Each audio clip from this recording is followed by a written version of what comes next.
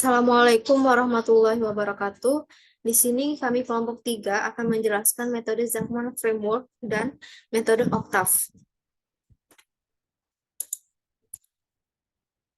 Yang berisi nama kelompok yaitu Alvina Wulan Junisti, Ayu Agnesia, saya sendiri Diana Roslawati, dan Febi Indira Utami.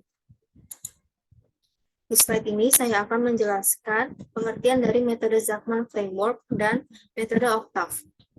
Zachman Framework adalah suatu kerangka kerja yang dibuat untuk mendapatkan arsitektur perusahaan secara meluas. Kerangka Zachman sederhana dan bersifat logis, yang dapat membantu mengelola informasi infrastruktur dari suatu perusahaan. Selanjutnya, yaitu pengertian dari metode Octave, adalah sebuah pendekatan yang digunakan untuk menilai kebutuhan keamanan informasi organisasi. Slide selanjutnya akan dijelaskan oleh Alvina Wulan Junisti. Alvina Wulan Junisti, dipersilakan. Baiklah, di sini saya akan membahas metode Zachman Framework. Pada metode ini kami mengambil objeknya adalah SMP Negeri 15 dengan judul Pengembangan Sistem Informasi Kepegawaian SMP Negeri 15 Palembang menggunakan metode Zachman Framework.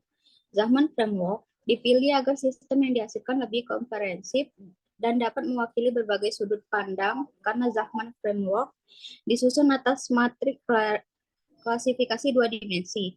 Berdasarkan pada interseksi dari 6 pertanyaan komunikasi, yaitu what, where, when, why, who, dan how, penelitian ini menghasilkan sebuah perencanaan dan rancangan dalam wujud sistem informasi ujian online dengan rekomendasi, rencana, implementasi, atau migrasi sistem untuk digunakan sebagai acuan dalam mewujudkan konsep sistem informasi ujian online SMK Informatika CBI. Slide selanjutnya ada kolom-kolom pada Zachman Framework. Yang pertama ada what, membahas tentang apa data dari sudut pandang planner, owner, designer, dan builder. Selengkapnya dapat dilihat pada tabel di bawah. Pada kolom selanjutnya ada how, membahas tentang bagaimana proses-proses yang terjadi pada sistem ujian online dilihat dari sudut pandang. Kemudian where, yang membahas di mana proses bisnis beroperasi. Kolom selanjutnya ada who, yang membahas siapa orang-orang yang menjalankan bisnis. Dan ada kolom when, yang membahas kapan proses bisnis dilakukan. Dan yang terakhir ada kolom why, yang membahas mengapa proses-proses orang-orang atau lokasi-lokasi dipandang penting terhadap bisnis. Next.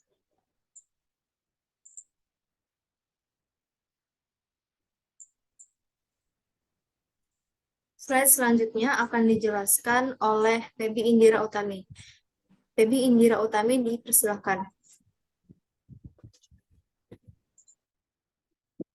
Akan dijelaskan oleh saya sendiri, Ayu Agnesia, yaitu hasilnya dengan adanya sistem ujian online, pengoreksi dapat dilakukan dengan cepat karena hasil nilai langsung muncul setelah siswa selesai menjawab soal. Sistem ujian online memberikan manfaat, yaitu tidak perlu melakukan penggandaan kertas dan menghemat waktu untuk koreksi ujian. Siswa menyelesaikan ujian dengan tepat waktu karena ketika waktu ujian sudah selesai, halaman soal langsung tertutup dan langsung ke halaman.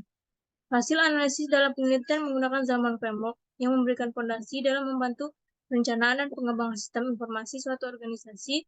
Rancangan sistem yang dihasilkan dengan Zachman Framework akan menjadi sistem informasi ujian online berbasis web. Next.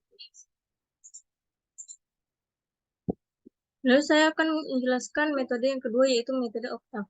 Untuk kelompok kami sendiri mengambil objeknya yaitu studi kasus SMK Raden Paku Pringgginanon.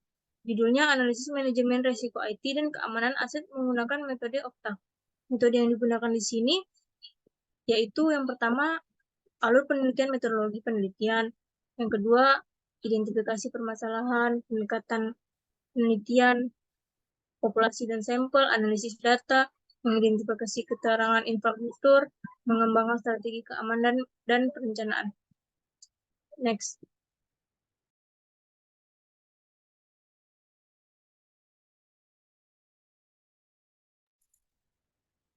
Slide selanjutnya akan dibacakan oleh Febi Indira Utami. Febi Indira Utami, dipersilakan.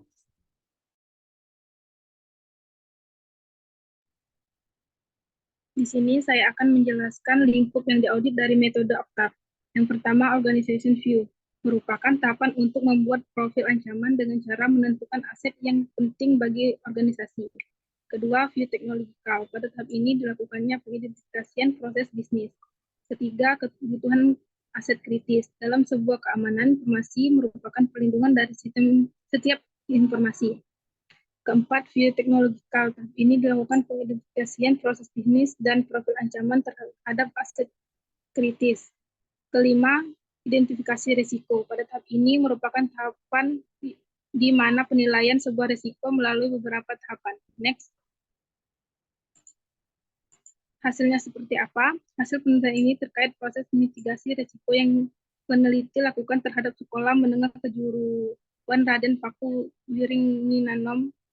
Diperoleh 8 risiko dan 20 kejadian dari risiko yang dapat dimiliki kejadian risiko lebih dari satu dikarenakan berbedanya penyebab yang ada.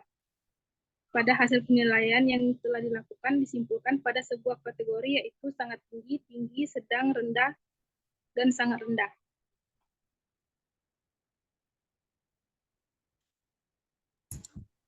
Baiklah, hanya itu saja yang bisa kami sampaikan.